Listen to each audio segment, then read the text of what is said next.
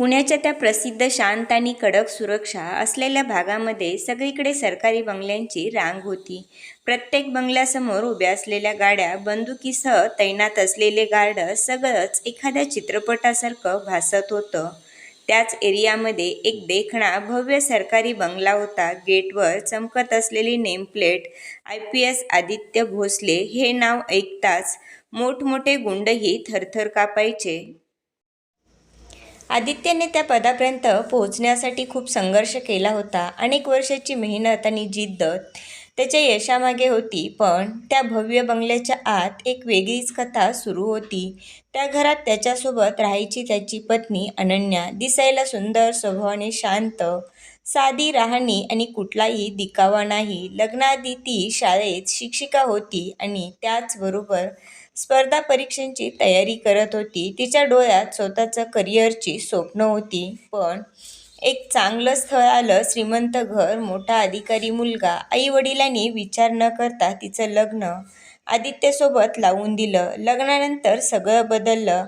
तुला नोकरीची काय गरज आहे? माझा पगार पुरेसा आहे, आदित्य नेहमी म्हणायचा. हळूहळू अनन्याचं शिक्षण थांबलं, तिचं करिअर संपलं आणि तिची स्वप्नही कुठेतरी हरवली. बाहेरच्या जगासाठी आदित्य एक कडक, प्रामाणिक अधिकारी होता. पण घरच्या चार भिंतीत तो खूप वेगळा होता. हुकूमशाही करणारा, स्वतःच्या निर्णयाशिवाय कोणतीच गोष्ट न मानणारा. अनन्या मात्र सगळं शांतपणे सहन करत होती. तिच्या चेहऱ्यावर हसू असायचं, पण डोळ्यामध्ये एक अपूर्णतेची वेदना लपलेली. एक दिवस अनन्याला कपाटात जुनं पुस्तक सापडलं. त्या पुस्तकामध्ये तिचं स्वप्न अजूनही जिवंत होतं. तिने एक पुस्तक उघडलं आणि तिच्या डोळ्यात पुन्हा एकदा चमक आली. मी अजूनही हे करू शकते, ती स्वतःशीच हलक्या आवाजात म्हणाली. पण हा निर्णय सोपा नव्हता. अनन्या मनामध्ये खूप विचार करायची, पण तिचं धाडस होत नव्हतं. आदित्यला काही विचारावं, काही विचारलं तर तो नकार देणार हे तिला माहीत होतं. त्यामुळे ती त्याला कोणतीही गोष्ट विचारायची नाही. त्याला कोणतीही गोष्ट न सांगणं योग्य आहे, हा विचार तिच्या मनात पुन्हा पुन्हा येत होता. ती हळूहळू बदलू लागली. आता ती आदित्यला काहीच सांगत नव्हती. ना तिच्या तब्येतीबद्दल, ना तिच्या मनातील भीतीबद्दल, ना तिच्या एकटेपणाबद्दल. घरात सगळं सुरळीत चाललं होतं असंच ती दाखवत होती, पण आतून ती पूर्णपणे एकटी पडली होती. शरीर कमजोर होतं, मन त्याहूनही जास्त थकलं होतं. एक दिवस अनन्या जिना उतरताना अचानक चक्कर येऊन खाली बसली. घरात कोणीच नव्हतं. गार्ड दूर उभे होते, पण आत काय चाललंय याची त्यांना कल्पनाही नव्हती. तिने कसंबसं स्वतःला सावरलं, पाण्याचा ग्लास घेतला आणि सोफ्यावर बसली. त्या क्षणी तिच्या डोळ्यात अश्रू वाहू लागले. मी इतकी एकटी का आहे, ती स्वतःलाच विचारत होती. तेवढ्यात तिची नजर पुन्हा त्या जुन्या पुस्तकाकडे गेली, ज्यांना तिने पुन्हा हातही लावला नव्हता. क्षणभरासाठी तिच्या मनात विचार आला, जर मी माझं शिक्षण चालू ठेवलं असतं तर आज मी इतकी कमकुवत वाटली नसती. त्या रात्री अनन्याने एक मोठा निर्णय घेतला. ती शांतपणे तिची पुस्तकं बाहेर काढते आणि पुन्हा अभ्यास सुरू करते, कोणालाही न सांगता, ना आदित्यला ना घरातल्या कुणालाही. कारण आता ती समजली होती, काही लढाया एकट्यानेच लढाव्या लागतात.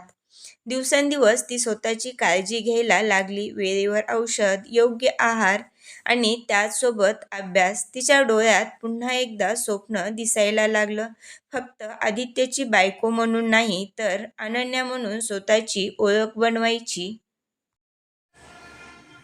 पण नियत अजूनही शांत बसलेली नव्हती. एक दिवस आदित्य अचानक घरी लवकर आला आणि त्याने अनन्याला पुस्तकासोबत पाहिलं.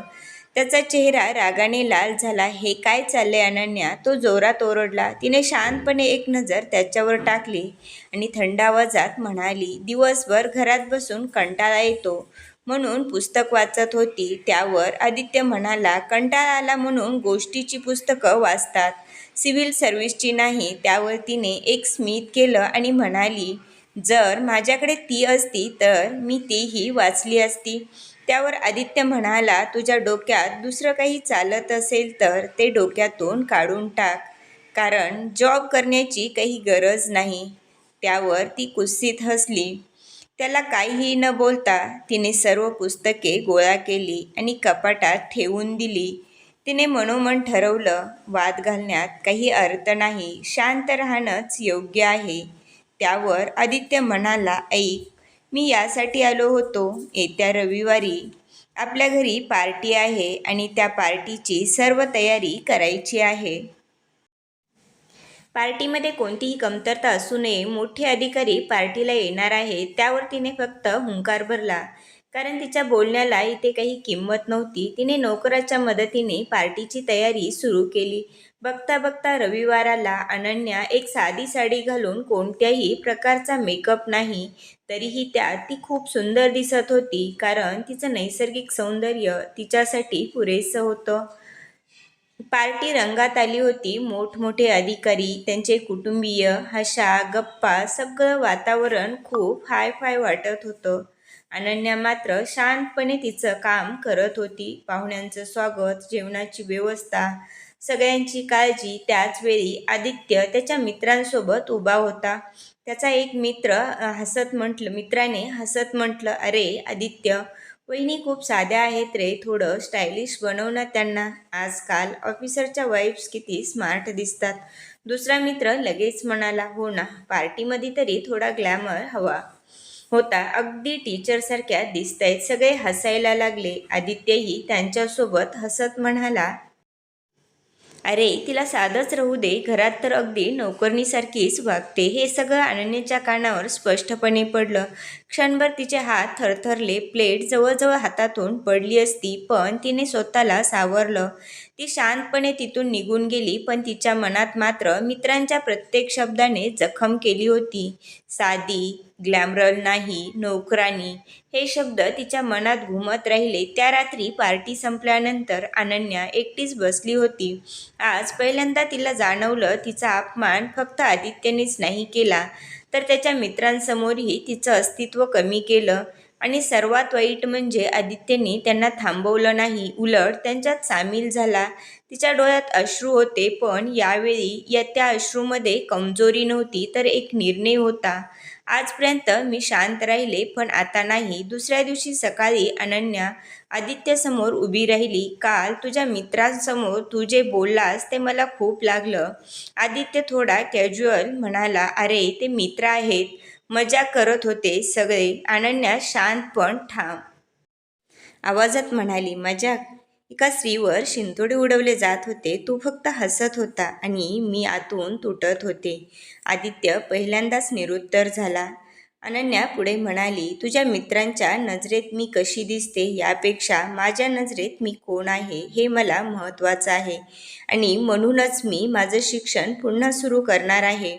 आता परिस्थिती बदलायला सुरुवात झाली होती, कारण यावेळी अनन्या फक्त दुखावलेली नव्हती, ती जागी झाली होती. अनन्याच्या मनात उसळलेला अपमान तिला शांत बसू देत नव्हता. त्या रात्री ती झोपलीच नाही. सगळे प्रसंग तिच्या डोळ्यासमोरून फिरत होते. मित्रांचे टोमणे, आदित्यचं हसणं आणि नोकरानी हा शब्द. शेवटी तिने ठाम निर्णय घेतला. सकाळी ती उठली तर तिला चक्कर आल्यासारखं झालं. ती भिंतीच्या आधाराने बाथरूममध्ये गेली. फ्रेश होऊन बाहेर आली. तिने खाली किचनमध्ये जाऊन लिंबू सरबत करून घेतला. थोडा वेळ हॉलमध्ये सोफ्यावर बसली, पण तिला मळमळल्यासारखं होऊ लागलं. दुपारपर्यंत तिची हालत खूप खराब झाली होती. शेवटी तिने डॉक्टरांकडे जाण्याचा निर्णय घेतला. स्वतःच्या तब्येतीबद्दल आदित्यला सांगून काही फायदा नव्हता, कारण त्याचे उत्तर काय असेल हे अनन्याला पहिलंच माहीत होतं. त्यामुळे तिने या विषयावर त्याला बोलणंही टाळलं. दुपारच्या वेळेस तिने ड्रायव्हरला सांगून गाडी काढायला सांगितली. ती हॉस्पिटलमध्ये गेली. डॉक्टरांनी चेक केलं.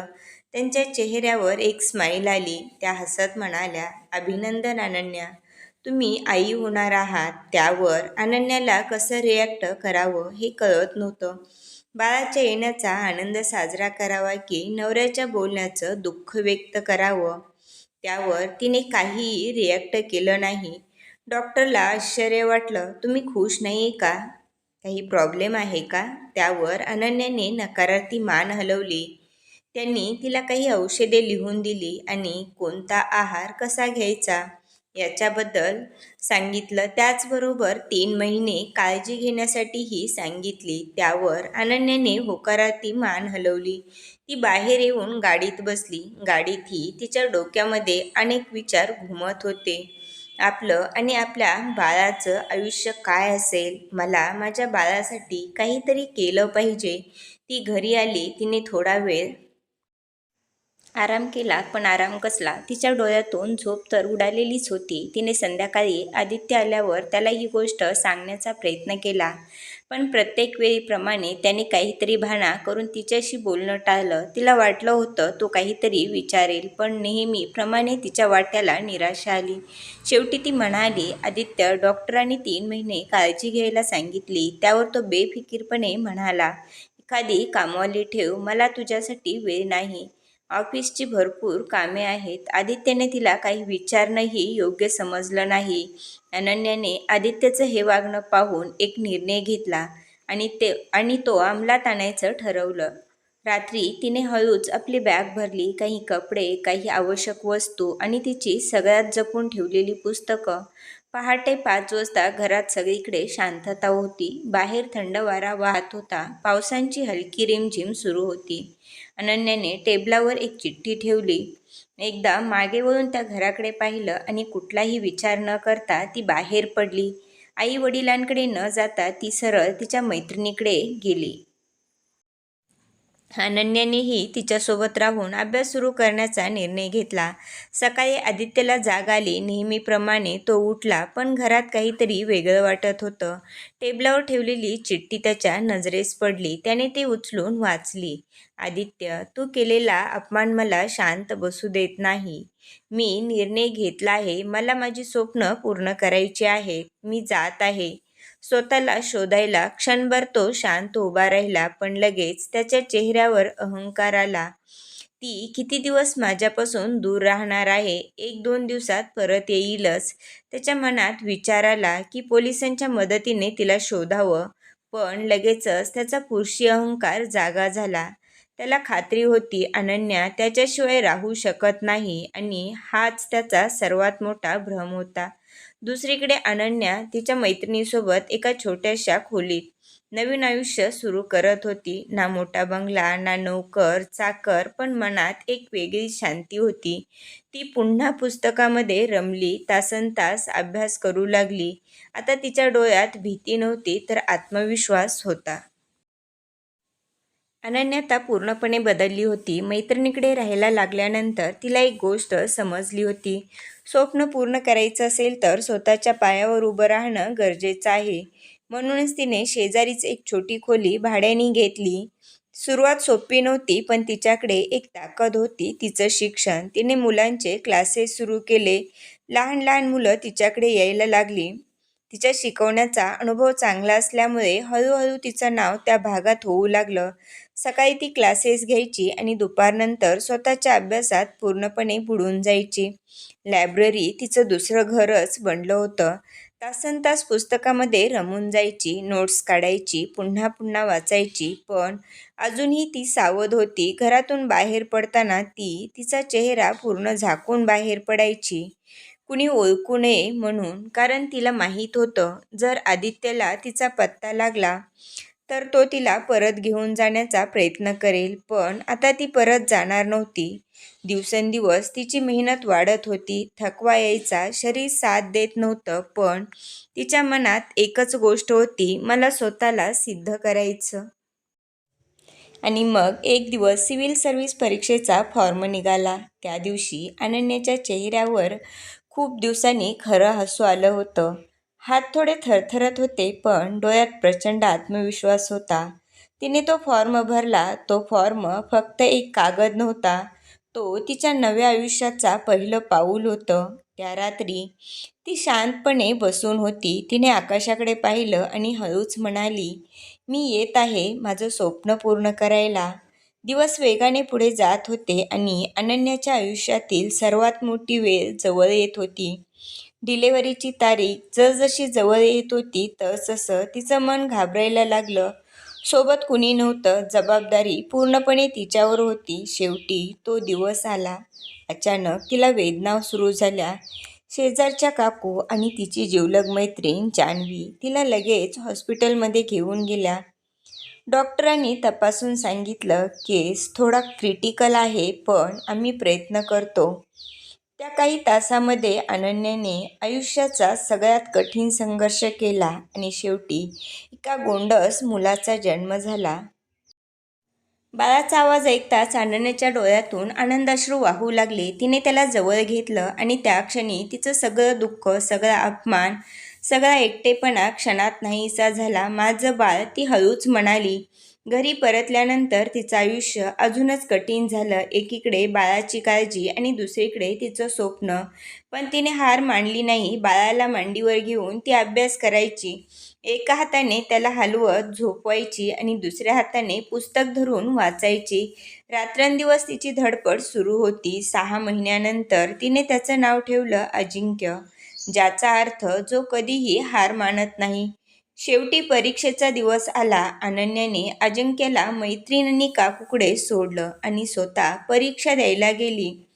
परीक्षा हॉलमध्ये बसल्यावर तिचे हात थरथरत होते. डोळ्यासमोर तिचा संघर्ष फिरत होता.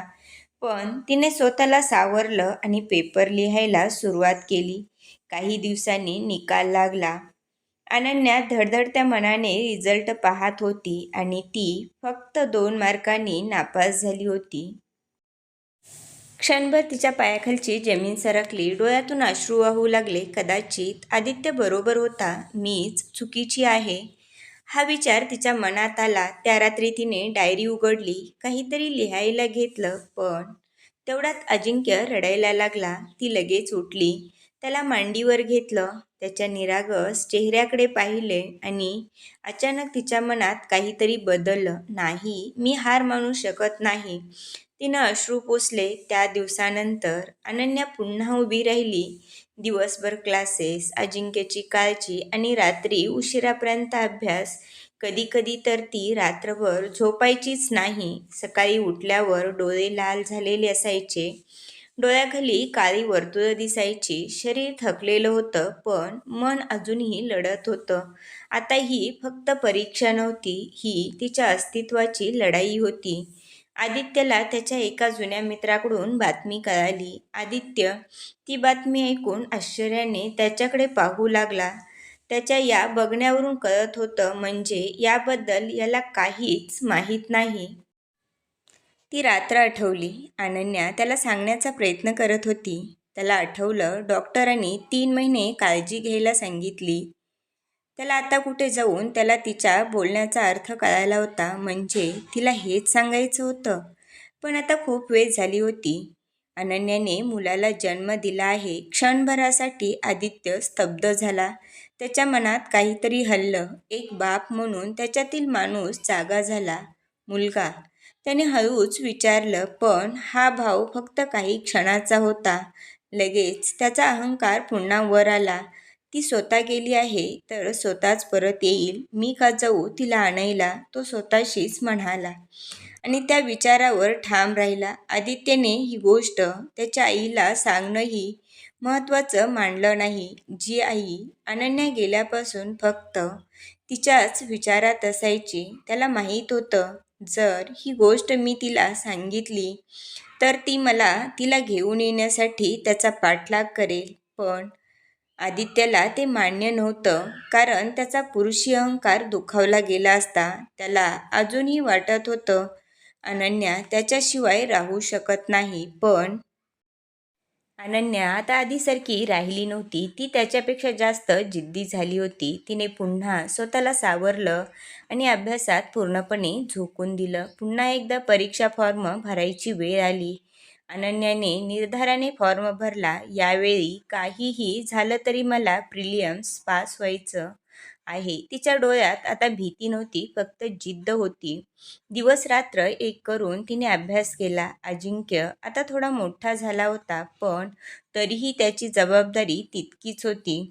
ती त्याला झोपून अभ्यास करायची. कधी तो तिच्या मांडीवर असायचा आणि ती पुस्तक वाचत असायची.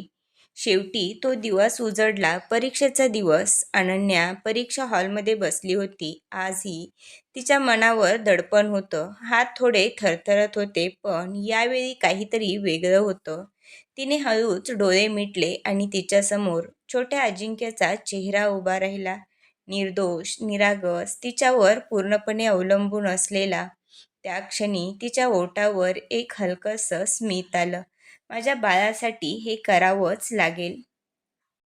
तिने एक खोल श्वास घेतला आणि पेपर हातात घेतला. यावेळी ती घाबरलेली नव्हती, ती तयार होती. प्रत्येक प्रश्न ती आत्मविश्वासाने सोडवत होती. जणू तिच्या प्रत्येक उत्तरात तिचा संघर्ष, तिचं दुःख आणि तिची जिद्द उतरली होती. परीक्षा संपली, ती बाहेर आली, आकाशाकडे पाहिलं आणि मनात एकच भावना होती, यावेळी मी स्वतःसाठी नाही तर माझ्या अजिंक्यसाठी लढले आहे. धन्यवाद. जर व्हिडिओ आवडला तर व्हिडिओला लाईक करा, सबस्क्राईब करा आणि बाजूचे बेल आयकॉन प्रेस करा, म्हणजे नवीन व्हिडिओ आला की नोटिफिकेशन मिळेल.